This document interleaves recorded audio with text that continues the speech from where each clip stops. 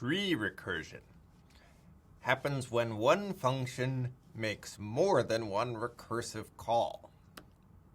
So tree recursion creates tree-shaped processes that arise whenever executing the body of a recursive function makes more than one call to that function.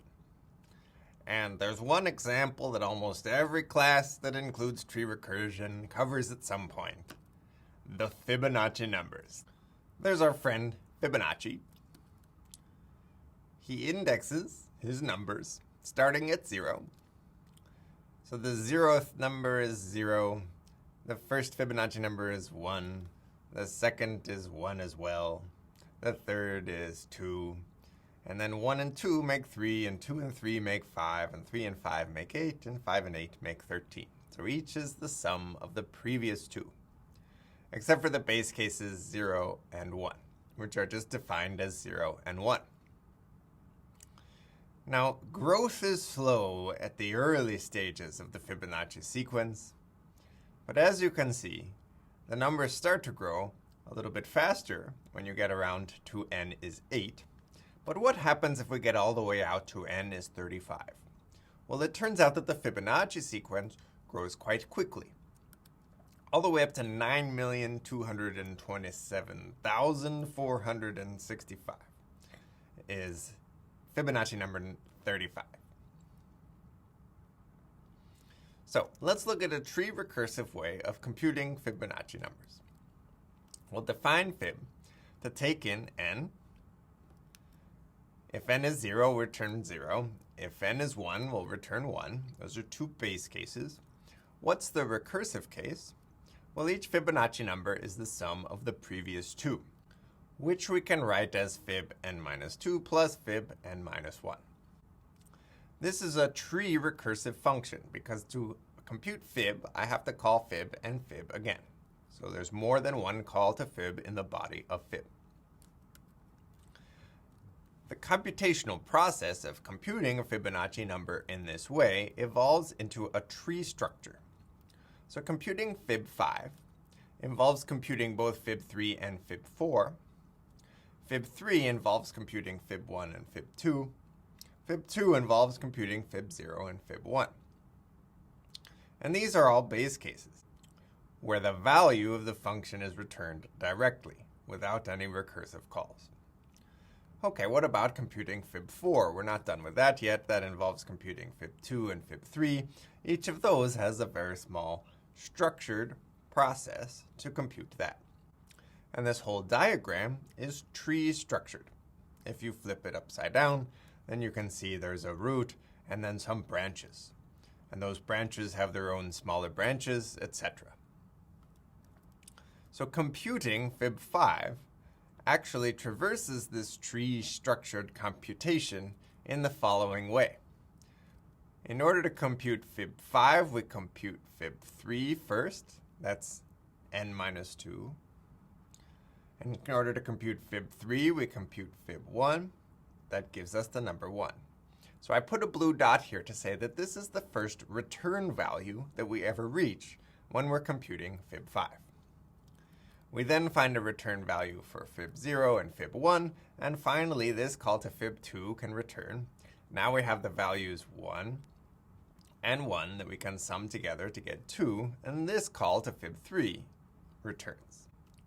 So within fib5, we now have computed fib n minus 2, or fib3, but we still have to compute fib4, or fib n minus 1, in order to sum those two values together and finally reach the answer that we want. And that is another tree-structured process where we return from this, and then we can finally use those return values in order to compute fib2. In order to compute fib3, we have to compute fib1 and fib0 and fib1 to get fib2, and then using those, we get fib3.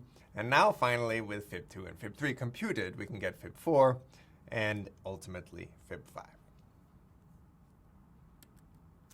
Okay, so I've told you a story about how this recursive process makes its computations. Let's see if we can illustrate that using a program.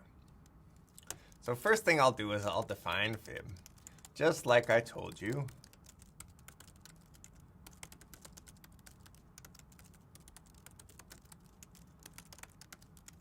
The recursive case returns fib n minus 2 plus fib n minus 1. And if we now compute Fibonacci numbers, the base cases are what we expect. The next one is 1, the next one is 2, the fifth one is 5. How about number 8? That's 21. What about 10? That's 55. What about 20? That's 6,000 already. The 30th one is 832,000. And the 35th one is still computing. Whoa, it's really working hard. I thought computers were fast. What's going on? Well, in a moment, we'll try to illustrate the computation to try to understand why it takes so long to compute 9,227,465.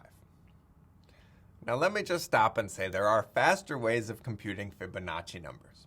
So it's not that we have to wait that long, but this particular implementation with this particular tree-structured process for computation does take a little while. Okay, what is it doing? Well, let me show you a function that I've given you as part of your project, and perhaps you want to use it on future projects as well. It's called trace. It's imported from the UCB module, which I provided with your project. Trace is called a decorator. You place it with an @ sign just before the function that you want to define, and it changes the behavior of the function to print out when it gets called and when it returns, so that we can see exactly what's happening and in what order as we execute the body of the function. So now, if I call fib0, what trace does is it prints out when fib0 gets called, and then when it returns, it shows the return value. So fib0 and fib1, since they reach the base case immediately, have very simple traces. But fib2 involves calling fib0 and calling fib1, which return 0 and 1 respectively. Those two are added together, and then fib2 returns 1. And this 1 at the end is the one that was always there. That's the return value of fib2. If we call fib3, we see even more structure, where fib3 involves calling fib1 and fib2, and calling fib2 involves some internal computation as well. Okay, so now we can call fib5 and see a tree-structured process unfold before our eyes. So calling fib5 involves calling both fib3 and fib4, each of which has some internal work. So fib3 returns 2, fib4 returns 3 down here, and by the way, calling fib4 is quite a bit of work. So now we can see why calling fib10 is just a much bigger process than calling fib5, because within it, we're calling fib9, which went all the way up to here, and fib8, which goes all the way up to the top. And within fib8, there's fib6 and fib4 and fib2, and all of those have recursive structures within them as well. And if we call fib15, all of a sudden we have really long lines that are extending off the end of the page, and we can see that this trace just goes on forever. And so when we computed fib35, well, there was just a tremendous amount of work to do in order to compute all of these intermediate values in order to sum up what we wanted to sum up. Now, let's be clear. This is not an efficient way to compute Fibonacci numbers, in particular because there's a great amount of repetition within this tree recursive computation. Fib is called on the same arguments multiple times, and the same values are computed each time.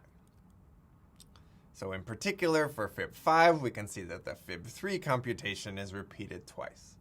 And wouldn't it be nice if we could just do that once, remember the value that came out, and not try to recompute it?